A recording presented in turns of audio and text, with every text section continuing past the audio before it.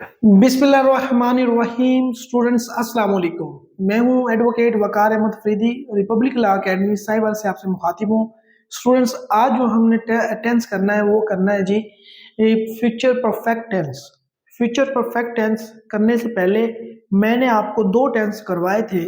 इससे पहले परफेक्ट के ही प्रेजेंट और past, present perfect, past perfect, पिछले लेक्चर्स में। अभी हम कर रहे हैं फ्यूचर परफेक्ट टेंस। मैंने आपको बताया था कि जमाने जो होते हैं तीन तरह से होते हैं। ये मैं अब हर टेंस में आपको बताता हूँ, ठीक है ना। Present, past, future. जब हमने इंडेफिनेट का किया था टेंस के, और बात चार तरीके से होती है। इंडेफिनेट होती है या बात जारी होती है, या मुकम्मल हो चुकी होती है, या मुकम्मल और जारी होती है, ठीक है ना। ये चार तरह से बात होती है। जब हमने प्रेजेंट इंडेफिनेट की प्रेजेंट में किया था तो प्रेजेंट इंडेफिनेट हो गया था। जब पास्ट में किया था तो पास्ट इंडेफिनेट हो गया था। जब फ्यूचर में किया था तो फ्यूचर इंडेफिनेट हो गया था, ठीक है। इसी तरह जब कंटिन्यूस को बात कंटिन्यू को की हमने, वैसे वकार अंग्रेजी पढ़ा रहा है तो वो प्रेजेंट में चला जाएगा, प्रेजेंट कंटिन्यूस। अगर पास्ट में किया तो कंटिन्यूस को, तो पास्ट कंटिन्यूस हो गया। और फ्यूचर में किया तो फ्यूचर कंटिन्यूस टेंस हो गया, ठीक है ना। इसी तरह अगर परफेक्ट को हम करते हैं, काम मुकम्मल अगर जब हो चुका हो तो उसको अगर बयान करना हो प्रेजेंट में तो प्रेजेंट परफेक्ट हो जाएगा। अगर फ्यूचर में करना, पास्ट में करना हो तो पास्ट परफेक्ट हो जाएगा। अगर फ्यूचर में करना हो तो फ्यूचर परफेक्ट टेंस हो जाएगा। जहां तक हम पहुंच चुके हैं, ठीक है जी। क्या कौन सा फिक्रा होगा जो फ्यूचर परफेक्ट टेंस को जार करेगा? फ्यूचर परफेक्ट टेंस बजाते खुद आपको नाम जो है ना, फ्यूचर परफेक्ट टेंस हमें बता रहा है कि आने वाले दौर में अगर कोई काम मुकम्मल हो चुका हो, फ्यूचर आने वाला दौर, परफेक्ट मुकम्मल हो चुका हो टेंस दौर में, आने वाले दौर में काम कोई मुकम्मल हो चुका हो, तो ऐसे फिक्रात का तर्जमा करते वक्त मंदरजा दल बातों का ख्याल रखते हैं और इस तरह के फिक्रात फ्यूचर परफेक्ट टेंस में किए जाते हैं। जैसा कि देखें, वकार अंग्रेजी पढ़ा चुका होगा, चुका होगा मुकम्मल होगा फ्यूचर में, ठीक है ना। ऐसा काम हुआ है कि एक वकार ने मुकम्मल किया है जो कि फ्यूचर में आने वाले वक्त में है।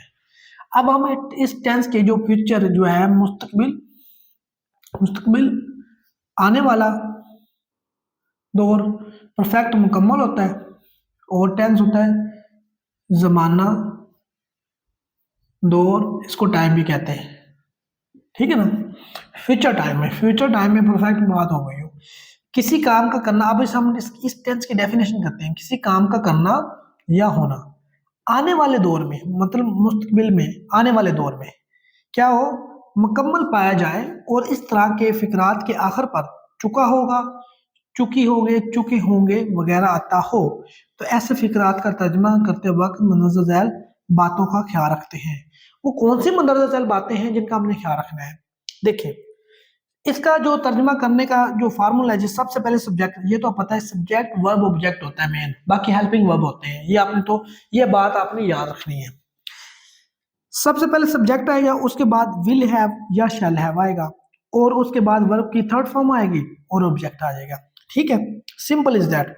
परफेक्ट में आनी ही थर्ड फॉर्म है, प्रेजेंट हो, फ्यूचर हो, पास्ट हो, थर्ड फॉर्म ही आनी है।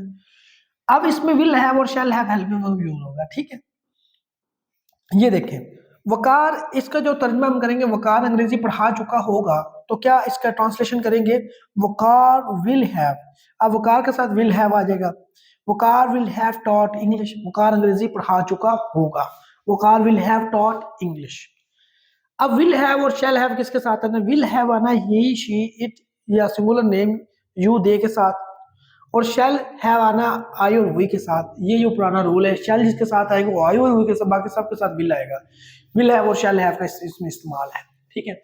अब हमने कुछ सेंटेंस इसी के सिंपल जो फ्यूचर परफेक्ट टेंस इसके किए हैं। आगे मैंने अभी बताया आपको, will have he, she, it या वह सिंगुलर नेम यू और दे के साथ आएगा। He will he will have taught English, वो अंग्रेजी पढ़ा चुका होगा। They will have taught English, वो अंग्रेजी पढ़ा चुके होंगे। We shall have taught English, I shall have taught English. We के साथ शैल आ गया और आई के साथ भी शैल आ गया। अच्छा, मुझे बात याद आई कि अगर आपको ब्लर पिक्चर नजर आ रही हो ना, ये वर्ड्स ब्लर नजर आ रहे हो, वाजे नजर ना आ रहे हो, तो आप इसकी रेजोल्यूशन बढ़ा लें, ठीक है ना। यूट्यूब पे आप देख रहे हैं, इसको आप ऐसा करें कि इसको 300 सेटिंग में जाएं, 360 पे चल रही हो या 480 पे चल रही हो, तो इसको आप 720 पे ले जाए या 1080 पे ले जाए, तो यह क्लियर हो जाएगी पिक, ठीक है। या इसको बड़ा करके आप इसको जूम आउट करके देख लें तो आपको नजर आ जाएगा। अच्छा जी जनाब, ये हो गया सिंपल। अब अगर नेगेटिव, अगर सेंटेंस मनफी में हो, मतलब कि वकार अंग्रेजी नहीं पढ़ा चुका होगा, मैंने ये कहा ना वकार अंग्रेजी पढ़ा चुका होगा, Waqar will have taught English, Waqar will have taught English. अब वकार अंग्रेजी नहीं पढ़ा चुका होगा तो इसमें मनफी का फिक्रा आ गया है, तो इसमें नहीं कहा आ गया कि फ्यूचर में काम नहीं हो, मुकम्मल नहीं हो चुका होगा, यही है ना। तो इसका सिर्फ नॉट का इजाफा ना, बाकी फार्मूला वही रहना है। ये देखिए वकार अंग्रेजी नहीं पढ़ा चुका होगा तो क्या होगा, वह सब्जेक्ट आएगा, विल हैव हम इधर लगाया था ना, और विल हैव के दरमियान नॉट का इजाफा करना है आपने। Will not have, shell not have, या विल नॉट हैव आएगा या शैल नॉट हैव आएगा, ठीक है। अब आपकी third form object, Waqar will not have taught English, I shall not have taught English, you will not have taught English, we shall not have taught English, ठीक है। ये आपने अपने याद रखना है जनाब, ठीक हो गया जी। Waqar will not have taught English, Waqar अंग्रेजी नहीं पढ़ा चुका होगा, Waqar will not have taught English, I shall not have taught English, you will not have taught English, we shall not have taught English. मतलब कि विल और हैव के दरमियान, शैल और हैव के दरमियान नॉट आएगा। विल नॉट हैव का, शैल नॉट हैव का क्या होगा, इसमें इजाफा होगा। विल हैव, हमने सिंपल में विल हैव ये शैल हैव लगाया था, इसके दरमियान हमने अगर मनफी फिक्रा हो तो हमने नॉट का सिर्फ इजाफा करना है, बाकी फार्मूला वही रहना है, ठीक है। अब अगर इंटरोगेटिव सेंटेंसेस सवालिया फिक्रात हैं तो इसका तर्जुमा कैसे करेंगे। सवालिया फिक्रा, क्या वकार अंग्रेजी पढ़ा चुका होगा। अब आपसे पूछ लिया है कि सवाल की शक्ल में पूछा है आपसे, क्या वकार अंग्रेजी पढ़ा चुका होगा, तो आपने जो helping verb will have, shall have को यूज किया था हमने, आपने विल और शैल को बाहर ले आना है। जिसके साथ विल आएगा उसके साथ आपने विल लगा लेना है सब्जेक्ट के साथ, जिसके साथ शैल आना चाहिए उसके साथ शैल लगा लेना चाहिए। बस विल और शैल को आपने सब्जेक्ट से पहले रख देना है, और जो सब्जेक्ट से बाद हैव है वो वैसे ही रहना है, ठीक है ना। सब्जेक्ट के बाद जो है वो वैसे ही रहना है, विल और शैल को हमने बाहर ले आए, सब्जेक्ट के बाद हैव वैसे ही रहेगा। जैसे सिंपल में हमने ये यहाँ पे लिखा था विल हैव शैल हैव, अब विल हैव को, विल और शैल को हमने शुरू में ले आए तो ये हमारा बन गया सवालिया बन गया, ठीक है ना। और वर्ब की थर्ड फॉर्म और ऑब्जेक्ट लगा दिया। अब वकार विल हैव, क्या वकार अंग्रेजी पढ़ा चुका होगा, will Waqar have taught English, क्या वकार अंग्रेजी पढ़ा चुका होगा, ठीक है। Will have, will Waqar have taught English, shall we have taught English, क्या हम अंग्रेजी पढ़ा चुके होंगे। Will he have taught English, क्या वो अंग्रेजी पढ़ा चुका होगा। इस तरह से आपने करना है, वेरी सिंपल है, ठीक है। सिंपल में आपने विल हैव सब्जेक्ट के बाद विल हैव का इजाफा करना है, और मनफी में आपने सब्जेक्ट के बाद विल नॉट हैव लगाना है, और विल नॉट हैव या शैल नॉट हैव लगाना है। और इंटेरोगेटिव में सवालिया में आपने क्या करना है, विल और या शैल को आपने फिक्र के शुरू में लगा देना है, हैव ऐसे रहना है, ठीक है जनाब।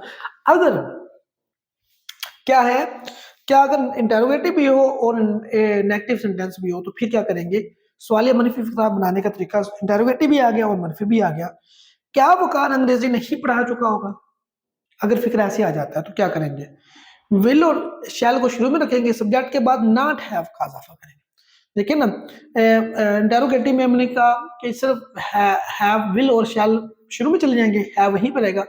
अब सिर्फ यहाँ पे हमने क्या करना है, नॉट का इजाफा करना है। ये देखिए नेगेटिव सेंटेंसेस में हम विल नॉट हैव लगाया ना, शैल नॉट हैव, अगर इसको इंटेरोगेटिव भी बनाना है और नेगेटिव भी बनाना है तो विल और शैल, इस मनफी वाले को देखो ना, विल और शैल शुरू में चल जाएगा, बाकी वहीं पे वही रहेगा। ये देखिए विल और शैल शुरू में आ गया, सब्जेक्ट के बाद नॉट हैव वहीं में वही है, ठीक है। मतलब कि इंटेरोगेटिव भी बन गया और नेगेटिव भी बन गया, और वर्ब में थर्ड फॉर्म ऑब्जेक्ट आ गया। Will Waqar not have taught English, shall we not have taught English, मतलब कि वकार के साथ विल आना था, विल हैव वाला कंसेप्ट, और वी और आई के साथ शैल आता है, इसलिए shall we not have taught English, क्या वो हम अंग्रेजी नहीं पढ़ा चुके होंगे। ये आगे डबल इंटेरोगेटिव, डबल इंटेरोगेटिव होती है जिसमें क्यों, कैसे, कब, कहां से, ये वाले फिक्रा अल्फाज आ जाए उसको कहते हैं डबल वाले। डबल वाले इसलिए कहते हैं कि शिकरे के शुरू में विल या शैल तो आएगा आएगा, ये तो जरूर आना ही आना है, लेकिन इससे पहले WH वाले अल्फाज आ जाएंगे, वाई, व्हेन, वेयर, ये वाले।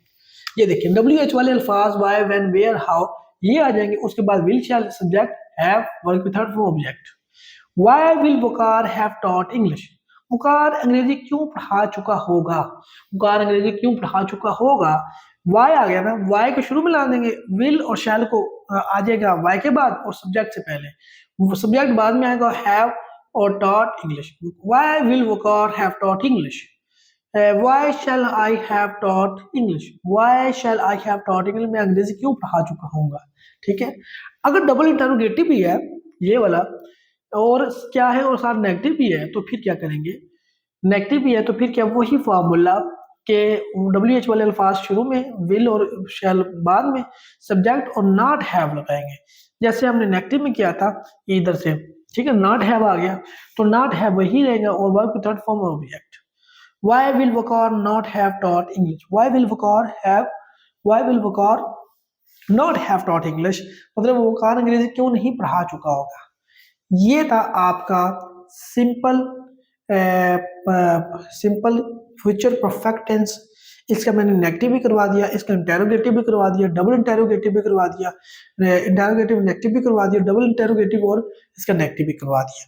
सारी मैंने इसको एक ही फिक्रा मैंने इसलिए रखा, आप कंपैरिजन कर सके, आपको कंपैरिजन करना आसान हो कि अगर नेगेटिव बनाना है तो उसमें क्या चेंज आना है, इंटेरोगेटिव बनाना है तो उसमें क्या चेंज आएगा। जनाब अब आपके यानी कि 9 टेंसेस मुकम्मल हो चुके हैं। इन टेंसेस को अच्छी तरह से करें, तमाम के तमाम जो 9 लेक्चर्स टेंसेस के वो सुने, बाकी जो 3 लेक्चर्स हैं इंशाल्लाह आगे जो है हमने करना है परफेक्ट कंटिन्यूस, इसका प्रेजेंट भी करेंगे, पास्ट भी और फ्यूचर भी। 3 लेक्चर्स मजीद ये होने हैं, इंशाल्लाह हमारे 12 टेंसेस मुकम्मल हो जाएंगे। अगले लेक्चर में आपको प्रेजेंट परफेक्ट कंटिन्यूस टेंस में मिलूंगा इंशाल्लाह, अगले लेक्चर में आपको मिलते हैं। तब तक के लिए वकार अहमद फरीदी को इजाज़त दीजिए। बहुत शुक्रिया, अल्लाह हाफिज़।